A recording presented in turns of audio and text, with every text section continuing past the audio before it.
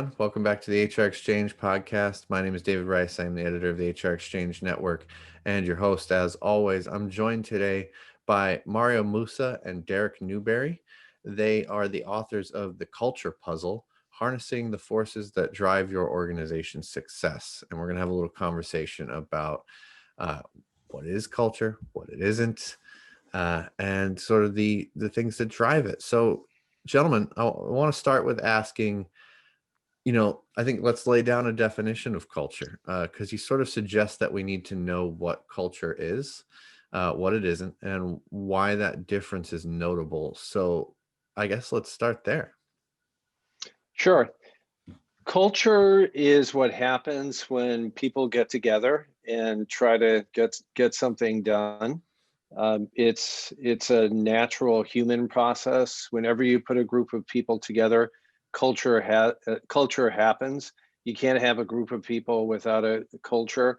We're wired to form a culture and solve problems. So that's the first thing. It's a social problem-solving process that occurs when people come together.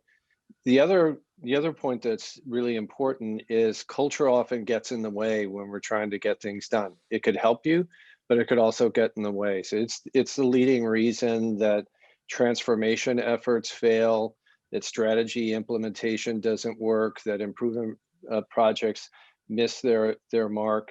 And so what we say in the culture puzzle is it's important to understand what culture is so you know how to work with it, so you could see it. One of the challenges of culture is it's everything, it's all around us, but that can make it hard to put your hands on it. And what we found a way to talk about it and identify the forces to make it really clear so that you can manage it. Just give you a quick example, David. One of our clients contacted us a couple of years ago and he said, I'm just not feeling that my people have a fire in their belly. Can you help me out? And so we worked with him, and basically what we did is we started by talking to a lot of the people in his organization. We talked to them about their hopes for the future. We talked to them about who they worked with, who they felt connected to. We looked at the history of the organization. We heard stories about the history of the organization. And then we also looked for places where real innovation was happening. And out of that work emerged a set of values that really galvanized the organization. And one of the things that one of the outcomes of that was incredible resiliency, which we saw last year when so many crises hit all at once: the pandemic, social crises, and climate crisis on the West Coast. So that work on culture and understanding that it goes really deep into our human roots really position the organization to contend with a difficult year and come out better than ever. And if I could just add one point onto that, David, a third characteristic of culture that's really important is that it's constantly changing. And that's something that is often missed by many of the leaders we work with, even senior HR executives. So, we work with so many people who often think that, well, if I have my annual retreat, or if I, do some team chartering, we've set up our culture, we have our value statements, we're good.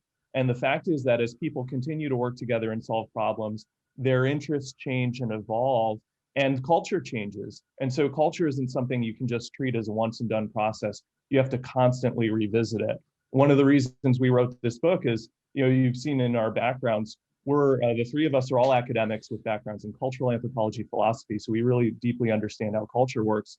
We're also consultants, and we worked with so many leaders who didn't get that point, which is totally understandable. So we wrote this book for that kind of leader who has a sense that, I know this culture thing is important, but I can't really get a handle on it. How do I really shape it, and how do I do that continuously over time to maintain a high performance culture? One of the things that you talk about in the book is these four kind of driving forces of culture, or four aspects.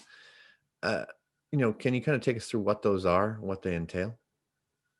Absolutely. So we talk about the sort of the four forces that drive culture in this process that's constantly moving, right? So the four things to pay attention to are number one, vision. And the point about vision is that we are all connected by stories. We're constantly telling stories in any organization or really any group we're a part of about why our organization exists in the world, what it means to be part of this organization, what's expected of us. So the first force of culture is vision, which is all about telling the right story. The second is the force of interest, and the point there is that culture really exists to fulfill some very basic needs we have. So if you want to be effective in shaping culture, you have to understand those needs that drive each person and to tap into them, right? To build a great culture overall. The third force is habit.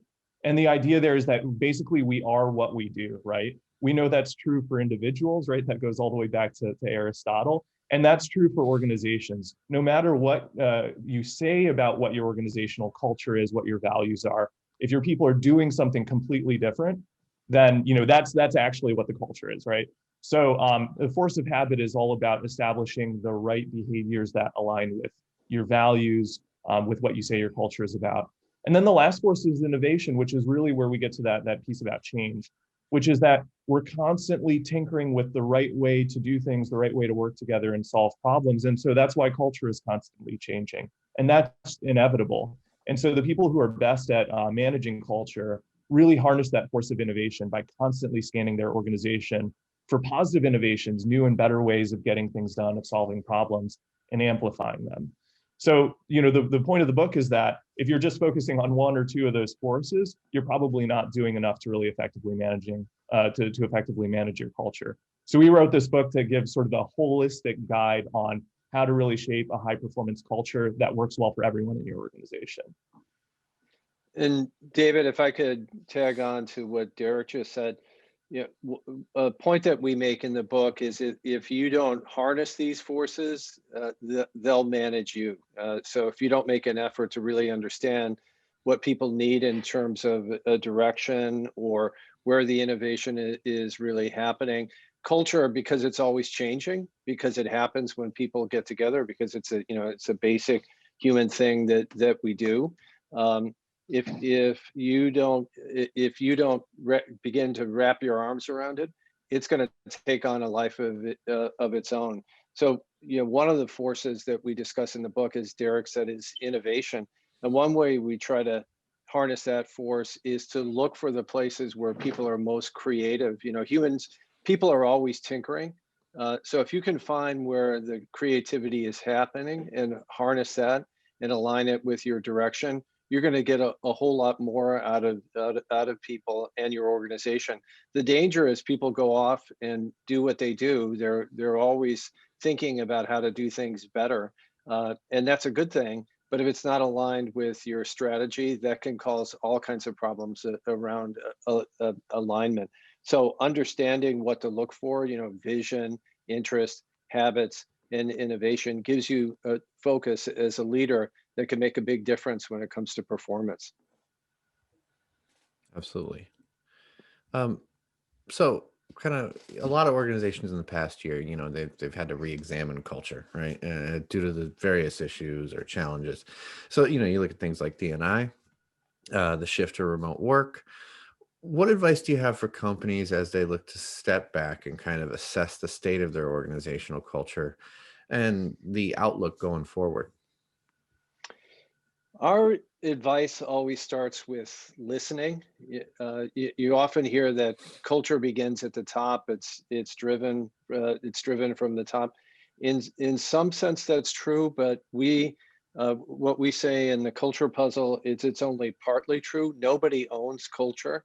It's something that makes us who we are. It makes us human, and it appears once we come together and try to get our work done. So the point about listening is you need to step back and ask, okay, what do people need? Do they feel connected?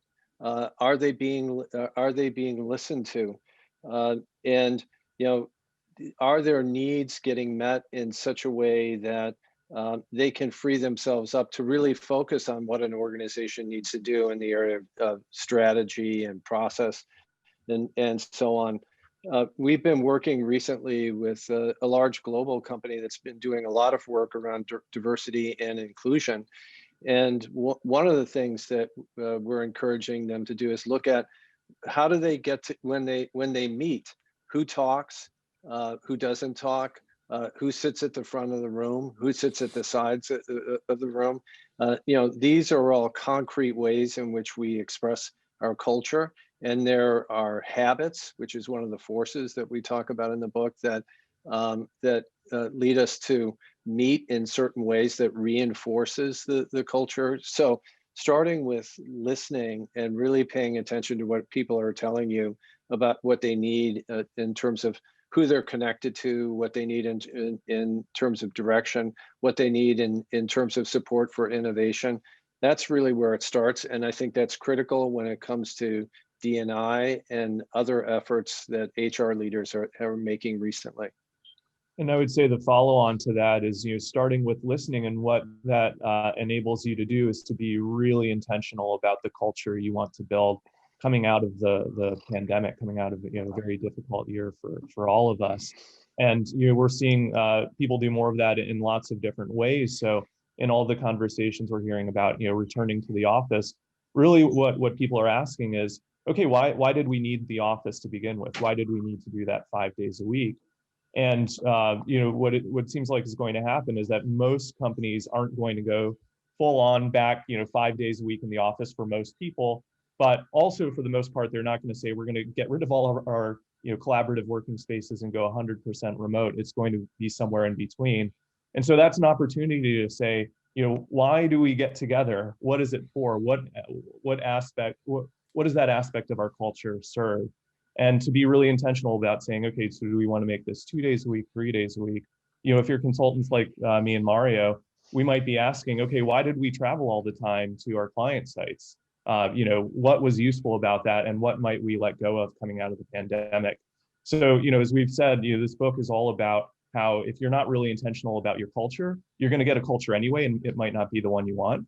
So coming out of this pandemic era is a real great opportunity to hit the reset button on your culture and be really mindful about what you want it to be moving forward. And we've tried to give you the tools to do that here. Yeah, I think this is a transitional period for a lot of companies. It's funny you painted that picture of the meeting. Where do people sit? And I thought, well, it's like the seat at the table metaphor, but actually brought to life.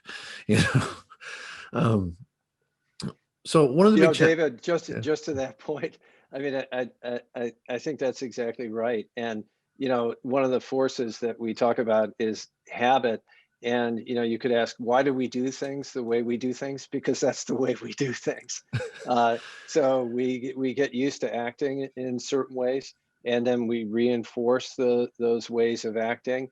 And as Derek was saying, what we talk about in the book is how can you be intentional? Are we acting in the right way, in the way that really makes a difference for our people? Yeah, absolutely. So one of the big challenges right now is around how things outside the organization have a tendency to impact what goes on between people inside of it, right? We see this with politics, social issues, views around the pandemic, stuff like that. And at times it can almost become a little bit tribal, or, separate people in a way. How do you recommend HR teams cope with those challenges right now? Because it feels at times like, I mean, I don't know, maybe this has happened at other times in history, but I don't remember a time ever where it was quite this drastic. Yeah, yeah. Well, let's talk about one of our clients. So we consult with a lot of different organizations all over the country and all over the world.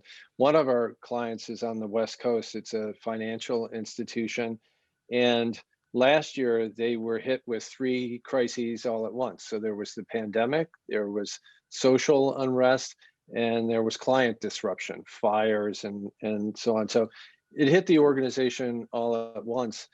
And their leaders reached out to us and said, could you help us understand what's going on? And the starting point for us is what we describe in the culture puzzle. Okay, what's going on when people come together? What are they thinking? How are they coping with this with this disruption, and is the way that they're coping helping or hurting? So we spent a lot of time talking to folks, looking at how they responded. Uh, one of the differences with this client is we had done a lot of work with them on their culture. They've been very intentional about it, so they were able to respond flexibly, maybe a little bit better than other organizations because they had done so much work on their culture. But um, one day people were working in the office, and the next day they were working remotely, and we saw there at work one of the forces that we describe in the culture puzzle: innovation. So people are always innovating. They're going to find a way to get things done. They're going to find a way to be connected. Now, maybe it's not optimal, but because those forces are always at work, they're going to be trying to be connected with others. So what we did is kind of lift to the surface of and feed into discussions. Well, what was going on? What was working around adapting to the environment, and maybe what wasn't working so well? So, really focusing on this process of problem solving, being intentional about it, making it explicit. Um, we think is the best way for organizations to respond to these multiple crises that have been occurring over the past year. Yeah, and I think a broader point here is that it's really time to reevaluate how we think about employees and how we treat employees. And that's especially true, again, as we're coming out of the pandemic, a time when many of us have been doing much more remote work and are feeling less tethered than ever, maybe even less loyal than ever to our employees. And I think one of the things we've seen over the past year with the responses to the social justice movement is that people want to be treated like whole people when they're at work. And you can see the challenges we have with that in HR, even by how we talk about employees. Their resources, their capital. It's easy to forget that they're also people with interests and needs. And so, what we would recommend is that you really think about how do we not just build a healthy organization, but a really healthy community with a thriving culture coming out of the pandemic. And so, Mario just gave a couple of examples about ways to do that. But it's really all about understanding people on their own terms, what it means for them to form relationships at work, what it means for them to get ahead, and how they like to solve problems and how they like to collaborate and to build a culture that works for everyone. Yeah, it's interesting. When we started this, I've talked to some leaders who felt like innovation was going to fall by the wayside, and I think as we went on, you realize that if you had kind of a culture of flexibility or adaptability, anyways, that you tended to one of the innovations that came out of it was people finding new ways to collaborate together and to continue the work regardless of where they were. And so that's been interesting to watch. Um, but like you said, humans are more than resources. Um, so I guess one of my final questions would be, what is the one area of culture that you would say has changed the most as a result of the pandemic? Yeah. So something I was just alluding to is that I think the bond between employer and employee has been loosening for a long time for lots of different reasons. And the pandemic has really helped to blow things open. And I think one of the main reasons is, again, so many of us have been working remotely over the past year, mostly remotely. Think about what that does to your relationship to your organization. You don't even have a common office space, a common gathering place to be tethered to. And so we're already seeing reports coming out of the last year that lots of employees, as soon as the pandemic ends, are thinking about jumping ship, looking for other opportunities. And so what that means is, as that bond between employer and employee loosens, culture becomes more important than ever as the glue that kind of holds everyone together, especially if you're going toward a more hybrid or more remote environment. If you don't even have that shared office space as the thing that connects people, really, if you think about it, what do you have left? It's the shared culture, it's our shared values, our shared ways of working, our shared sense of identity and purpose. So really now is the time to double down on culture and to address those four forces that we talk about in the book that create a strong culture, because that's going to be the real differentiator moving forward between companies, businesses that are able to retain talent, attract and retain people as they have more options than ever, as they can have more ability to work with other companies across geographies, across time zones. That's going to be what really holds people together. How much does that, you talked about the physical space aspect that we don't even have space to share. How much does that impact culture? I guess what I would say is it's just one aspect of it, but I think what we've realized through this is no matter what age you are, I think coming in, maybe a lot of people thought, well, younger people will deal with this better. But then a lot of them are finding that they've missed the office as well. And so it speaks to the fact that that bond of sharing a physical location does play into how we create relationships and uh, how we interact with our coworkers. So I'm curious, how big of a piece is that, and how easy is it to overcome long term as we look towards, beyond the pandemic? People are getting vaccinated now, and I think, we're probably by the end of the year things will look much different. So long term, if we kind of stay, some people are going to stay remote. What does that look like for culture, I guess? Yeah. Well, as we say, culture is always at work. You put people together, a culture forms. So one day we were in the office, next day we were on Zoom. Culture continues to change. Uh, I think what we found over the past year is, in some ways, connecting over Zoom is better, and maybe in other ways it's not so good. Uh, because culture is what we do. People come together, they try to get things done. You're going to form a culture face to face, and you're going to form a culture over Zoom. And now a lot of our clients are thinking about how they're going to mix Zoom or remote ways of working and face to face. So the question really is, okay, given that culture comes first, that's a key point for us in the book, and it's always at work. How do the physical surroundings affect that culture? It's going to take shape no matter what. But let's be deliberate about it. Let's listen to how people are adapting to the environment, whether it's a physical environment or the virtual environment, and what's helping and what's getting in the way. One of our clients is doing something that really struck us. They call it workplace programming. Post pandemic, they're looking at, okay, who really needs to be connected, and what does that mean for the culture?